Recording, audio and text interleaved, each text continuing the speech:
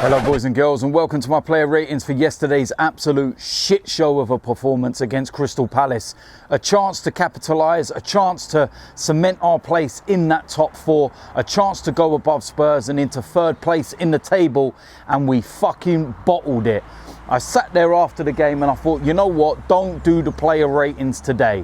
Go home, calm down, do it tomorrow when you've had time to reflect, and then you can give a fairer assessment.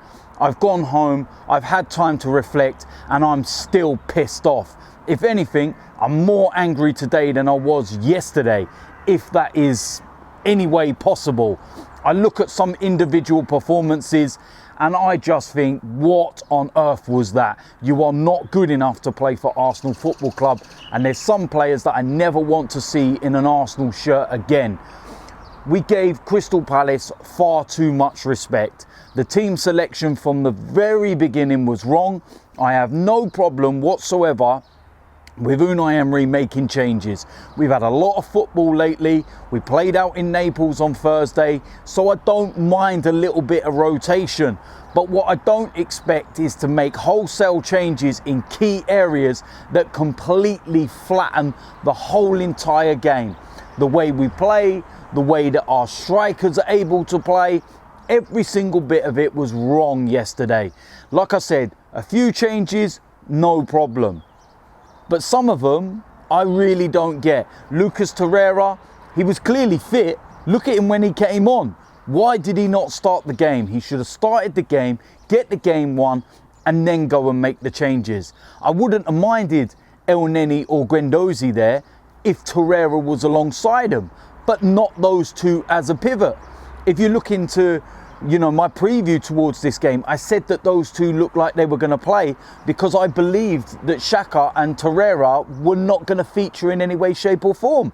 But the fact that Torreira was on the bench is inexcusable. Cole Jenkinson, why the fuck is this guy playing? I don't care if he's got Arsenal wallpaper. I don't care if he's got a duvet and he's got pictures of players and everything. No, not good enough. You're a championship player. Get out of my club. You're getting, 60 odd grand a week? For what? No. Mohamed El Neni, not good enough, man. Just too many awful performances. Mustafi, I'll get on to you in a minute. Seriously, had enough of it. But we changed things round at half time.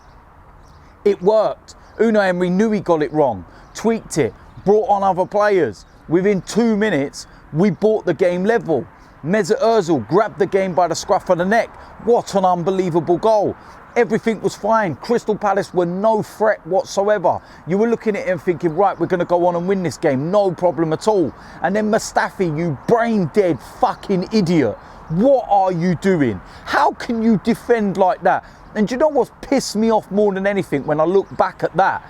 It's the fact that after he's done it and they've scored, he's blaming Leno. Are you actually dumb? I feel sorry for Leno. The reason why this guy's got hardly any clean sheets and he's letting in goals each week is because of fucking idiots like this in front of him. Give the guy a defence and we will have a top-class goalkeeper. We have a top-class goalkeeper, don't get me wrong. But the reason why he concedes goals because he's not fucking Superman. He can't save everything that's thrown at him because of dickheads in front of him. So fucking pissed off with that performance. And it's no exaggeration to say that Mustafi could well have cost us a place in the Champions League. You fucking idiot. That said, let's go and get into the player ratings now. Starting off in goal, Leno. Again, conceded 3 goals, but what could he do about any of them? The fact that the Benteke goal and the Sahar goal, he even got a hand to him, says just what he's capable of doing. He was so close to keeping them out. But like I said, he ain't fucking Spider-Man, Superman, Batman, fucking every kind of fucking man. He can't save everything. What can I say? Leno, I'll give him a 7 for yesterday. Going to move into the defence. And of course, it was a back 3. I'm going to start off with Laurent Koscielny. And he tried, and he works hard. But what can he do? Look at the difference between Koscielny when he's got Sokratis next to him and when he's got that fucking idiot next to him. There's a completely contrasting player. I believe it was him that went up with Benteke for the header for the second goal, which got flicked on. And I don't like that he lost that one. But overall, it was a decent enough game. And I'll give Koscielny a 6. Alongside him, going to go with a young lad, Mavropanos. And again, wasn't a great performance, to be quite honest with you. I see what he's trying to do. His game is based on nipping in front of the strikers, winning the ball early. But maybe because he hasn't had a lot of football, his timing's not quite there at the moment. Got a book in, rightly so. And there was a couple of moments for half-time where you were looking and thinking, oh, he's on the edge. He's going to have to be really careful. So I think it was a smart move to remove him at half-time. But given the fact he played a half, he got a book in and he was getting caught out a few times, I'm going to have to give Mavropanos a 4. The last of that 3 was, of course, Mustafi. What can I say that I have not said already? You absolute moron. I do not want to see this guy in an Arsenal shirt again. When we play Valencia in a few weeks' time in the Europa League semi-final, I want us to take him back to Valencia and hand him over. We don't want any money, just take him. Damaged goods, don't want it, send it back. Keep the money, don't care. He's costing us enough as it is. He costs us the Champions League place. He's costing us over 50 million. No, shocking, shambolic, 0. That's what he's getting. Going to move into the wing backs. Cole Jenkinson first of all. And again, just not good enough. Does not offer anything in any way, shape or form. His touch was off. He's not going forward. He's not offering anything. Why are you even here? I don't care. Get rid of him at the end of the season. Cole Jenkinson, 0. Going to move to the left wing back position, and that was, of course, Kolasinac. And you know what frustrates me about this guy is that he gets in so many good positions, and you're thinking, right, here we go. And the crossing just lets him down. There was times in the second half as well where it let him down. And that is the one side of his game that's really frustrating me, because when I watched him before he joined Arsenal in the Bundesliga, that was one of his strong points. He got so many assists, but with us, he just doesn't seem to beat the first man. Really, really frustrating. Works hard, don't get me wrong, but it's just that final delivery. So I'm going to give a 5 for Kolasinac. Going to move into the centre of midfield. First of all, we're going to go with Gwen Dozy. Not a good performance whatsoever. The boy hangs on to the ball too much. Far too much. All right, if he's going to play and start in the side, he has to be next to Granit Xhaka or Lucas Torreira, not next to Mohamed El Sideways. End of story. Not a great performance. He gets a 1. Next player is, of course, Mohamed El Neni. And again, he just doesn't do anything when he's got the ball. His first thought is sideways or backwards. It's never, ever going forward. I can't criticise him too much because that's his job. That's his limitation. He's not going to do what the likes of Torreira and Granit Xhaka are doing. It's Unnai Emery's fault for putting him in there. He's perfect for the last 15, 20 minutes of a game. But starting a game? No. And what it does when you've got the likes of them there, it affects Meza Azul's game because he's dropping so deep to try and retrieve the ball because he's not getting it. And that has an adverse effect on the strikers because they're not getting anything. Mohamed El Neni, he gets a 0 as well. Next player, of course, was Meza Azul, and I have absolutely no problems with that performance whatsoever. When you needed your big man to come and grab the game by the scruff of the neck and try to drag everyone through, he did that and then some. His goal, that is iconic, all right? That's going to be remembered forever. There's things in football that get named after players. You think of the Cruyff turn, for example. That goal by Meza Azul and the way he hits the ball into the ground. We've all seen it. That's the Meza Azul bounce, whatever you want to call it.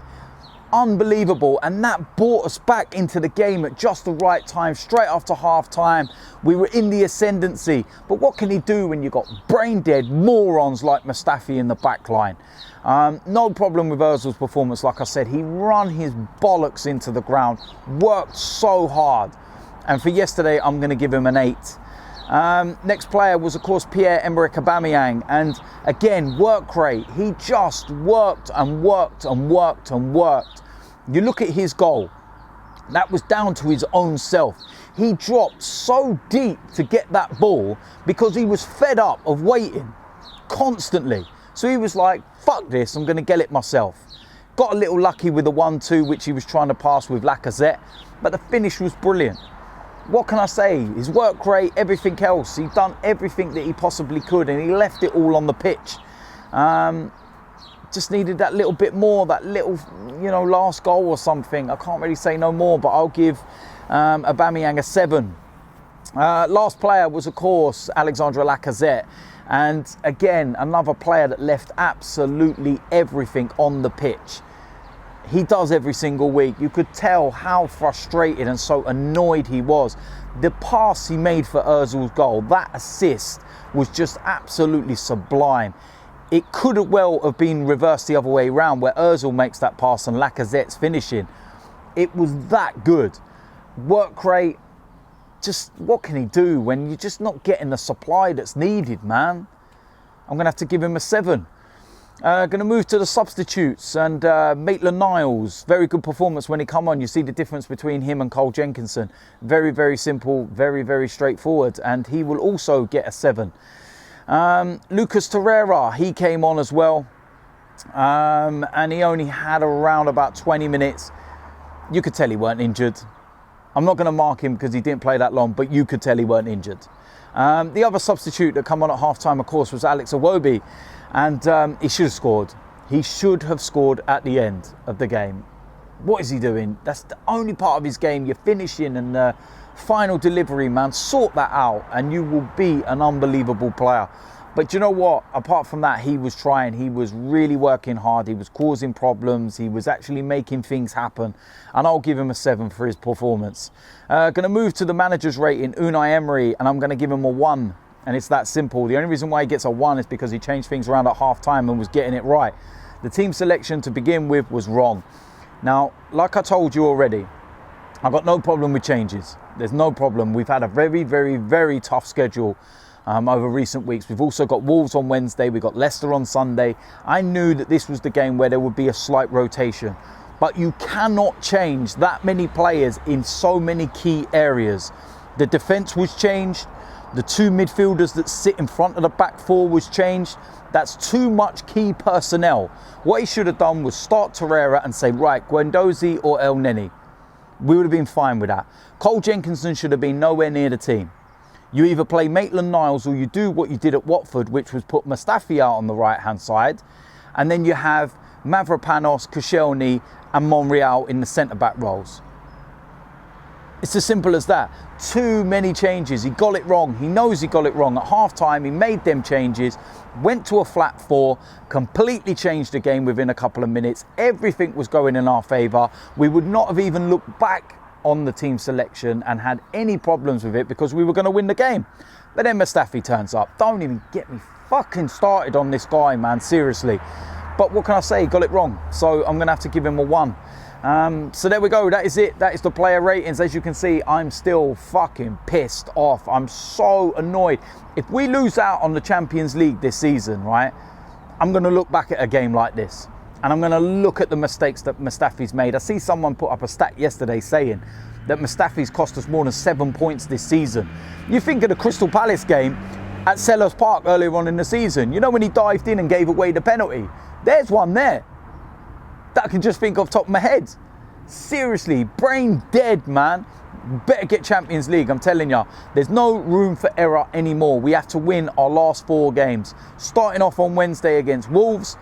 Of course, there'll be a preview for that coming up. There'll be a matchday vlog after the game, then the player ratings. Then, of course, we go to Leicester, another tough game. If we get through these next 2 games and get 6 points out of 6, then we will finish in the top 4.